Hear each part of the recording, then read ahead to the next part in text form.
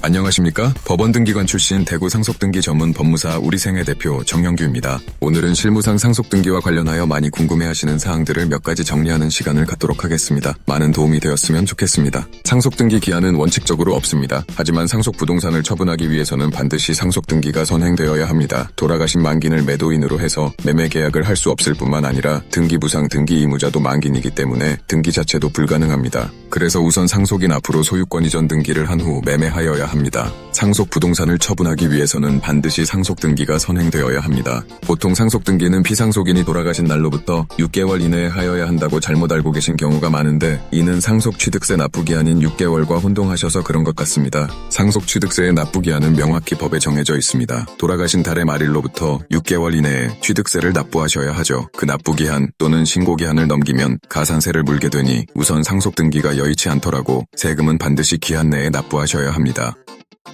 상속등기 신청 서류를 작성하고 준비하는데 어려움은 여러 가지가 있지만 그중에서 가장 힘들어하시는 부분이 바로 재적등본과 관련된 것들입니다. 현재는 가족관계 등록부라는 것이 생겨서 과거의 호적등본은 더 이상 작성되지 않는데요. 연세가 조금 있으신 분들은 온통 한자들로 가득한 호적등본이라는 것을 보신 적이 있으실 겁니다. 그 호적도 전산이게 되면서 어느 정도 알기 쉽게 만들어지기는 했는데 소위 전제적이라고 해서 만기내 아버지, 할아버지, 재적등본을 발급받아 보면 전문가인 법무사들로서도 한자 해석이 무척 어려운 경우가 많습니다.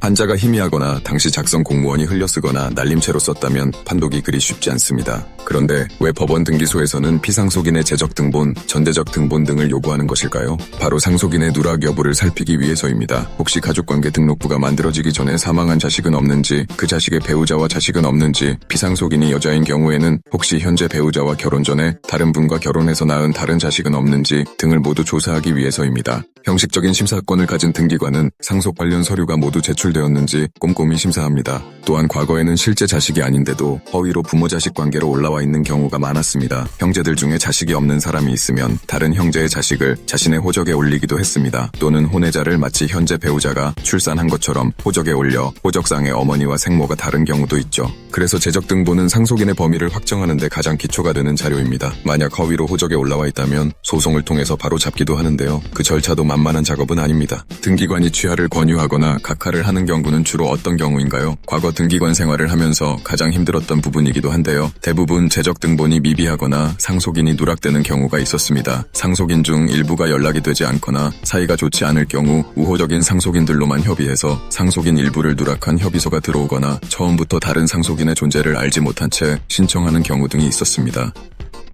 또 위에서 설명드린 재적등본이 피상속인의 출생과 사망 시점까지 정확히 연결되지 않아 상속인을 정확하게 파악하기 힘든 경우인데요. 형식적 심사권을 가진 등기관의 입장에서는 불가피하게 추가 서류를 요구하게 되고 그 서류 등을 보완하지 않으면 취하를 권유하거나 취해도 응하지 않으면 할 수 없이 각하를 하게 됩니다.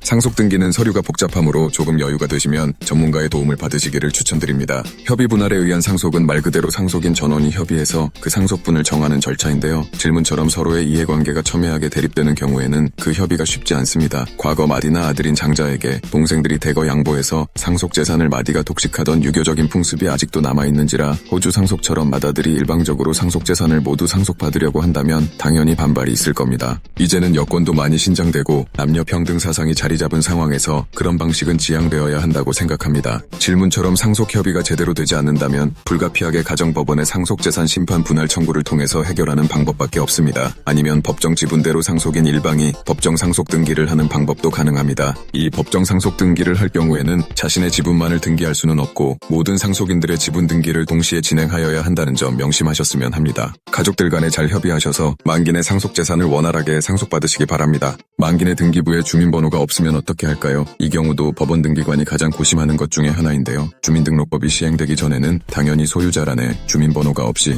주소만 기재되어 있습니다. 이 주소도 일정한 기준이 없이 아무렇게나 기재된 경우가 허다하죠. 그래서 만기내 말소자 주민등록 초본에 그 주소의 흔적이 있으면 동일인이라고 어느 정도 추정을 하지만 그렇지 않은 경우에는 정말 동일인임을 입증하기가 쉽지 않습니다. 실무상 등기 필증이 있거나 상속 부동산의 만기니 세금을 낸 흔적이 있으면 등기관의 판단에 따라 대체로 동일성을 인정해주는 편입니다. 간혹 인후보증서나 법무사의 동일인 보증서를 첨부하는 경우가 있는데 그것만으로는 동일성을 입증하기에는 부족한 것이 현실입니다.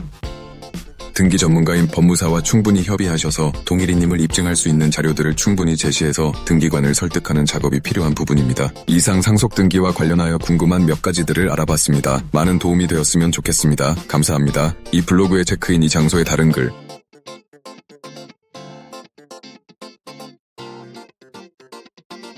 영상이 마음에 드셨다면 구독, 좋아요 부탁드릴게요.